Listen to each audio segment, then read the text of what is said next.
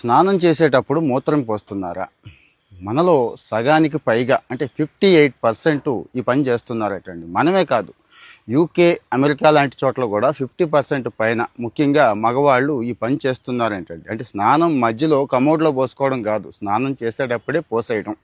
చిన్నప్పుడు మా నాన్న కూడా అంటూ ఉండేవాడు, ఏదైనా కాలికి దెబ్బలు తగిలితే, ఎదురు దెబ్బలు తగిలితే, చెప్పులు లేని రోజులు కదా అవి, మూత్రం పోసేరా ఏం కాదు అనేవాడు. దానికి సైంటిఫిక్గా రీజన్ కూడా కొంతమంది చెప్తూ ఉండేవాళ్ళు. మూత్రంలో యూరియా ఉంటుంది, అది ఈ ఇన్ఫెక్షన్ వగైరా ఏమీ రాకుండా తగ్గించేస్తుంది అని. కానీ దానికి ఆపోజిట్ సైడ్ కూడా ఉందండి. మూత్రంలో విపరీతమైన బ్యాక్టీరియా ఉంటుంది.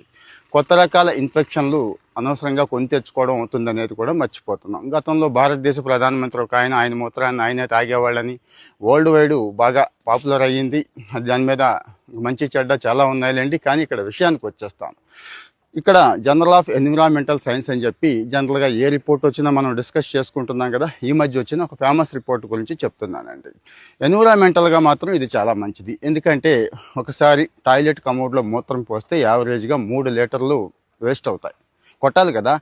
పాత తరం కమోడ్లు అయితే 7 లీటర్లు 10 లీటర్లు కూడా వేస్ట్ అవుతుంది. ఆ పరంగా చూస్తే మాత్రం స్నానం చేసేటప్పుడు పోయటంలో, అంటే వాటర్ సేవ్ చేయాలి అనుకునే వాళ్ళకి స్నానం చేసేటప్పుడు పోసేయమంటున్నారు. కానీ ఇక్కడ ఒక కండిషన్ ఉందండి.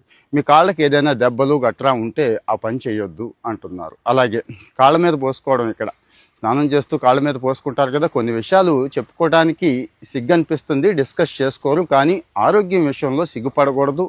కొన్ని విషయాలు డిస్కస్ చేయాల్సినవి చేసేయాల్సిందే. ఎందుకంటే చాలా చిన్న చిన్న విషయాలు పెద్ద ఇంపాక్ట్ చూపిస్తాయండి. సో మరి కాళ్ళ మీద చిన్న చిన్న దెబ్బలు వగైరా ఉన్న వాళ్ళని వద్దని చెప్పాం. అలాగే రెగ్యులర్గా ఎవరైనా ఈ పని చేస్తున్నట్టయితే, ఈ అలవాటు ఉన్నట్టయితే క్లీన్ మాత్రం కాస్త ఎక్కువ చేసుకోండి. అదే సోప్తో క్లీన్ చేసుకోవడం మాత్రం మర్చిపోవద్దు అంటున్నారు. అలాగే మా నాన్న చెప్పాడు చూడండి, చిన్నప్పుడు మూత్రం పోసేయరా అని చెప్పి. ఇప్పుడైతే ఎవరు చెప్తున్నారని నేనైతే అనుకోను. ఆ పని మాత్రం దయచేసి చేయించొద్దు. ఎందుకంటారా, సైంటిఫిక్గా ఎలాగూ ప్రూవ్ అయితే అవ్వలేదండి.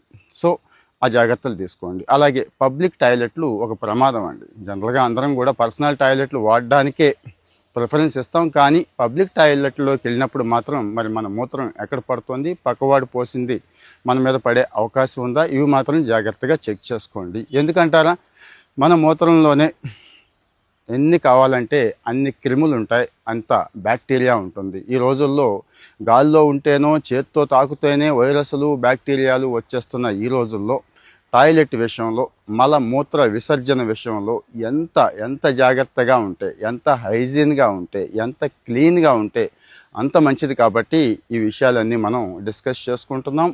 ఉపయోగపడుతుంది అనుకునే వాళ్ళకి షేర్ చేయండి, మర్చిపోవద్దు.